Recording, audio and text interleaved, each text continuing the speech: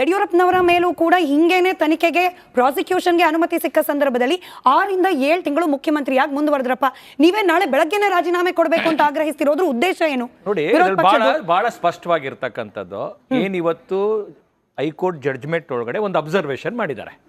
ಆ ಅಬ್ಸರ್ವೇಷನ್ ಅಲ್ಲಿ ಏನಿದೆ ಅಂತಂತಂದ್ರೆ, ಏನು ಸಿದ್ದರಾಮಯ್ಯನವರ ಕುಟುಂಬ ಇದ್ರ ಒಳಗಡೆ ಲಾಭ ಮಾಡಿದ್ದಾರೆ ಅಂತಕ್ಕಂಥದ್ದನ್ನ ಒಂದು ಉಲ್ಲೇಖವನ್ನ ನಾಗಪ್ರಸನ್ನ ಅವರು ಮಾಡಿದ್ದಾರೆ. ಆನರಬಲ್ ಹೈಕೋರ್ಟ್ ಜಡ್ಜ್ ಮಾಡಿದ್ದಾರೆ. 189 ಅಲ್ಲ ಹೇಳ್ತೀನಿ ಕೇಳಿ. ನಿಮ್ಗೆ ಒಂದ್ ನಿಮಿಷ ಮಾತಾಡ್ತಾ ಸುಮ್ಮನೆ ಇದ್ದೇನೆ, ಕೇಳ್ಬೇಕು. ನಾನು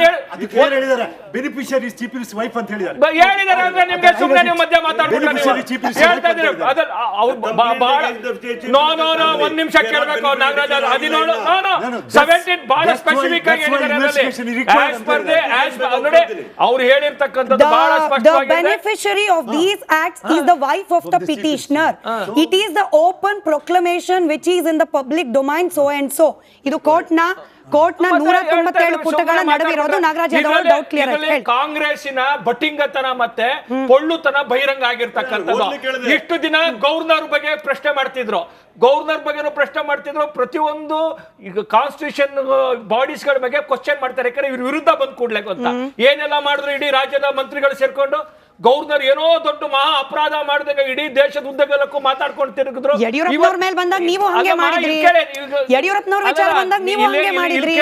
ಪ್ರಶ್ನೆ ಇರ್ತಕ್ಕಂಥದ್ದು ಏನು, ಇವತ್ತು ಎನ್ಕ್ವೈರಿ ಆಗ್ಬೇಕು ಅಂತ ಪರ್ಮಿಷನ್ ಕೊಟ್ಟಿರ್ತಕ್ಕಂಥದ್ದು, ಇವರು ಅಧಿಕಾರದಲ್ಲಿ ಇಟ್ಕೊಂಡು ಎನ್ಕ್ವೈರಿ ಸರಿ ಆಗ್ಬಿಡತ್ತಾ?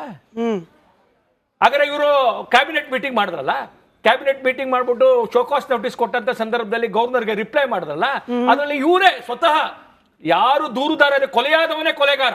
ಇಲ್ಲಿ ಏನಪ್ಪಾ ಅಂತಂದ್ರೆ, ಯಾರನ್ನ ಮೇಲೆ ದೂರಿದೆ ಅವರೇ ಅಧ್ಯಕ್ಷತೆ ಮಾಡಿಬಿಟ್ಟು ಅವರೇ ನಾನು ಕ್ಲಿಯರ್ ಚಿಟ್ಟು ಅಂತೇಳಿ.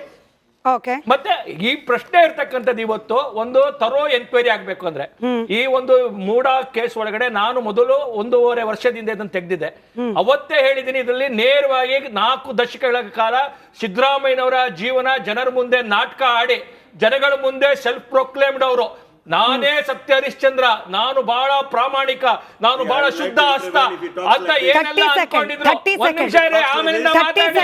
ಇವತ್ತು ಕರ್ನಾಟಕದ ಜನತೆಗೆ ಸಿದ್ದರಾಮಯ್ಯನವರ ಮುಖವಾಡ ಬಹಿರಂಗ ಆಗಿದೆ. ಇವತ್ತು ಸಮಾಜವಾದಿ ಹೆಸರಲ್ಲಿ ಮಜಾವಾದಿ ಆಗಿ ಇವತ್ತು ಕೋಟ್ಯಾಂತರ ರೂಪಾಯಿ ಲೂಟಿ ಮಾಡಿರ್ತಕ್ಕಂಥದ್ದು ಜನಗಳಿಗೆ ಗೊತ್ತಾಗಿದೆ.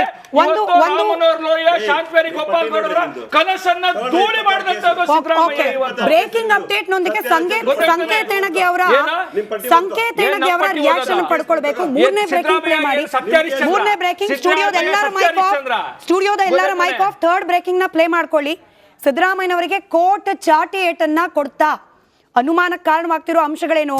ಅಧಿಕಾರ ಇಲ್ಲದ ಸಾಮಾನ್ಯನಿಗೂ ಕೂಡ ಮೂಡಾದಿಂದ ಇಂಥದ್ದೇ ಬೆನಿಫಿಟ್ ಸಿಗ್ತಾ, ನೇರವಾಗಿ ಸಿಗ್ತಾ ಇತ್ತಾ? ಕೋರ್ಟ್ ಕೇಳಿರೋದು ಇದು. ನಾಗರಾಜ್ ಯಾದವ್ಜಿ, ನನ್ನ ಸ್ಟೇಟ್ಮೆಂಟ್ ಅಲ್ಲ. ನೀವು ಹೇಳಿದ್ರಲ್ಲ ಹೋಮ್ವರ್ಕ್ ಇಲ್ಲ ಅಂತ. 197 ಪುಟಗಳ ಆ ಸುದೀರ್ಘ ಆದೇಶದಲ್ಲಿ ನ್ಯಾಯಮೂರ್ತಿಗಳು ಬರೆದಿರೋದು, ಅಧಿಕಾರ ಇಲ್ಲದ ಸಾಮಾನ್ಯನಿಗೆ ಮೂಡಾದಿಂದ ಹಿಂಗೆ ಬೆನಿಫಿಟ್ ಸಿಗ್ತಿತ್ತ. My homework. ನೇರ ಮಾತುಗಳಲ್ಲಿ ಸಿದ್ದರಾಮಯ್ಯನವರ ಅಧಿಕಾರ ದುರ್ಬಳಕೆ ಆಗಿದೆ, ಹಾಗಾಗಿ ತನಿಖೆ ನಡೆಸಬೇಕು. ಇದು ಹೇಳಿರೋದು ಕೋರ್ಟ್, ನಾನಲ್ಲ. ಭ್ರಷ್ಟಾಚಾರ ಕೈಪಾಳ್ಯದ ರಕ್ತದಲ್ಲೇ ಇದೆ. ಇದನ್ನ ಕೋರ್ಟ್ ಅಲ್ಲ ಹೇಳಿರೋದು, ಕೇಳಿಸ್ಕೊಳ್ಳಿ. ಕೋರ್ಟ್ ಅಲ್ಲ, ಬಿಜೆಪಿ ಹೇಳಿರೋದು. ಭ್ರಷ್ಟಾಚಾರ ಅನ್ನೋದು ಕೈಪಾಳ್ಯದ ರಕ್ತದಲ್ಲೇ ಇದೆ. This is my homework sir, it's on air.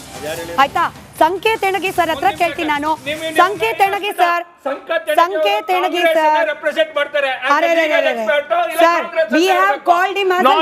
ನೀವು ಸ್ಪಷ್ಟ ಮಾಡಬೇಕು. ನೀವು ಎಲ್ಲ 4 ಜನ Congress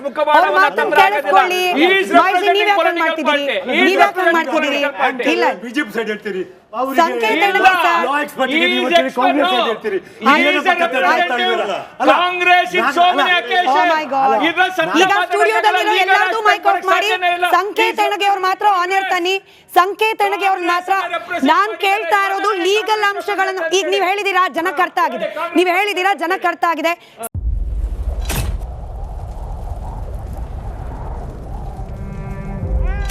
They destroyed our house and our life.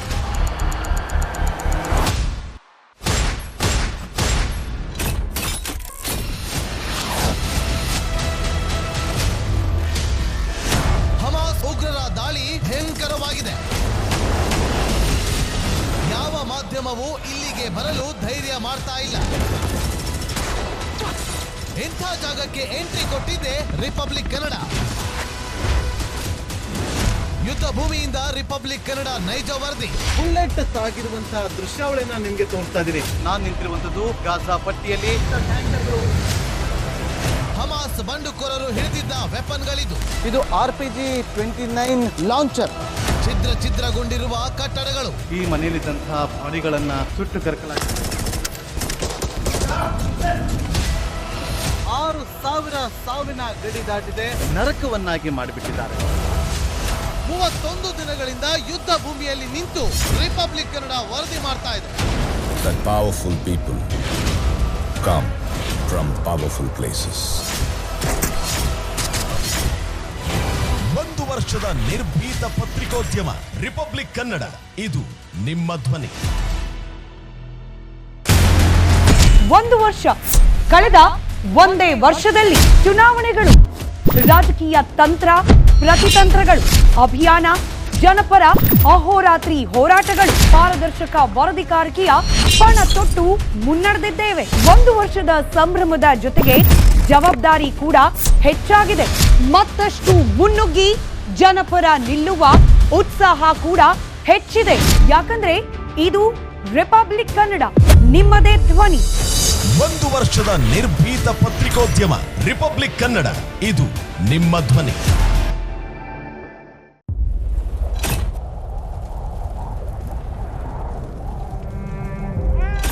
They destroyed our house and our life.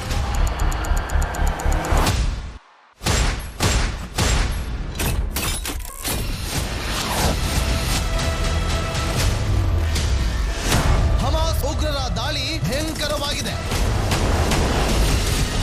ಯಾವ ಮಾಧ್ಯಮವು ಇಲ್ಲಿಗೆ ಬರಲು ಧೈರ್ಯ ಮಾಡ್ತಾ ಇಲ್ಲ. ಇಂಥ ಜಾಗಕ್ಕೆ ಎಂಟ್ರಿ ಕೊಟ್ಟಿದೆ ರಿಪಬ್ಲಿಕ್ ಕನ್ನಡ. ಯುದ್ಧ ಭೂಮಿಯಿಂದ ರಿಪಬ್ಲಿಕ್ ಕನ್ನಡ ನೈಜ ವರದಿ. ಬುಲೆಟ್ ತಾಗಿರುವಂತಹ ದೃಶ್ಯಾವಳಿಯನ್ನ ನಿಮ್ಗೆ ತೋರಿಸ್ತಾ ಇದೀನಿ. ನಾನು ನಿಂತಿರುವಂತದ್ದು ಗಾಜಾ ಪಟ್ಟಿಯಲ್ಲಿ. ಹಮಾಸ್ ಬಂಡುಕೋರರು ಹಿಡಿದಿದ್ದ ವೆಪನ್ಗಳಿದು. ಇದು RPG-29 ಲಾಂಚರ್. ಛಿದ್ರಗೊಂಡಿರುವ ಕಟ್ಟಡಗಳು. ಈ ಮನೆಯಲ್ಲಿದ್ದಂತಹ ಬಾಡಿಗಳನ್ನ ಸುಟ್ಟು ಕರಕಲಾಗಿದೆ. 6,000 ಸಾವಿನ ಗಡಿ ದಾಟಿದೆ, ನರಕವನ್ನಾಗಿ ಮಾಡಿಬಿಟ್ಟಿದ್ದಾರೆ. 31 ದಿನಗಳಿಂದ ಯುದ್ಧ ಭೂಮಿಯಲ್ಲಿ ನಿಂತು ರಿಪಬ್ಲಿಕ್ ಕನ್ನಡ ವರದಿ ಮಾಡ್ತಾ ಇದೆ.